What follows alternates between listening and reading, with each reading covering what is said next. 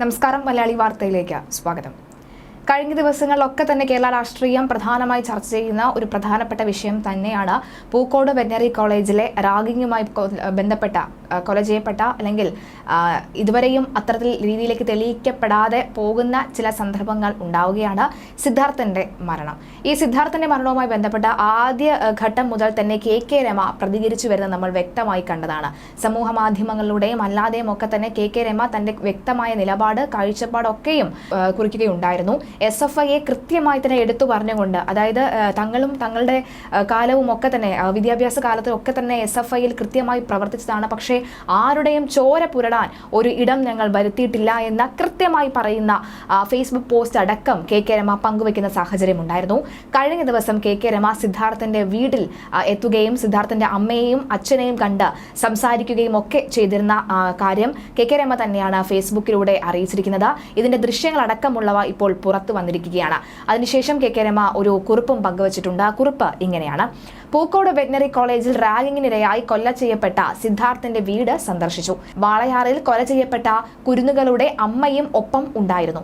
ഒരു വീട് ആകെ അങ്ങ് മരിച്ചുപോയി എന്ന് തന്നെ തോന്നി.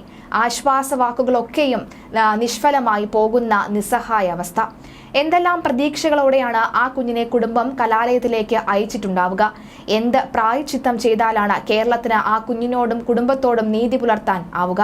ഒരു ഗ്യാപ്പ് പഞ്ചായത്തിനെയോ നാട്ടുകൂട്ട വിചാരണയോ ഓർമ്മിപ്പിക്കുന്ന വിധം 3 നാൾ നീണ്ട വിചാരണയും ആൾക്കൂട്ട മർദ്ദനവും.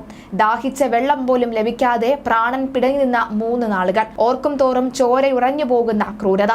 അതിനേക്കാൾ ഭയാനകമാണ് ഈ ദാരുണ സംഭവം കണ്ടില്ല എന്ന് നടിക്കുകയോ അതിന് വളച്ചുകെട്ടി ന്യായം ചമയ്ക്കാൻ ശ്രമിക്കുകയോ ചെയ്യുന്ന രാഷ്ട്രീയ സാംസ്കാരിക നായകന്മാർ.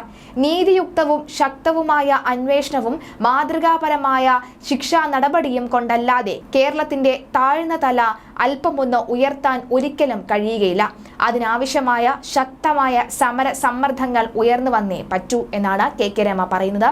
കഴിഞ്ഞ ദിവസവും സമാനമായ രീതിയിൽ സെക്രട്ടേറിയറ്റിലടക്കം വലിയ രീതിയിലുള്ള സംഘർഷാവസ്ഥ ഉണ്ടാകുന്നു. MSF സമരം ചെയ്യുന്നു, യൂത്ത് കോൺഗ്രസ് സമരം ചെയ്യുന്നു, മഹിളാ കോൺഗ്രസ് സമരം ചെയ്യുന്നു, KSUവിന്റെ സമരം, അങ്ങനെ നിരവധി സമരങ്ങൾ പ്രക്ഷുബ്ധമാകുന്ന ഒരു സാഹചര്യം ഉണ്ടാകുന്ന ഘട്ടത്തിലൂടെ കടന്നു പോകുന്നു എന്ന് വേണം പറയാൻ. കൃത്യമായുള്ള പ്രതിഷേധങ്ങൾ ശക്തമായി തന്നെ നടക്കുന്നു. പക്ഷെ അപ്പോഴും ഇതുവരെയും ഈ ഒരു വിഷയത്തിൽ മുഖ്യമന്ത്രി പിണറായി വിജയൻ പ്രതികരിച്ചിട്ടില്ല. അതാണ് ഏറ്റവും കൂടുതലും ഭയപ്പെടുത്തുന്നത് എന്നാണ് കെ രമ പറഞ്ഞു വെക്കുന്നത്. എന്തായാലും കെ രമ അച്ഛനോടും അമ്മയോടും ഒക്കെ തന്നെ ആശ്വാസവാക്കുകൾ പോലും പറയാൻ കഴിയാത്ത രീതിയിൽ നിൽക്കുന്ന ഒരു സാഹചര്യമുണ്ട്. കൈ പിടിച്ചുകൊണ്ട് ആശ്വസിപ്പിക്കുന്ന ഒരു കാഴ്ചയൊക്കെയാണ് ചിത്രങ്ങളിലൂടെ പങ്കുവച്ചിരിക്കുന്നത്.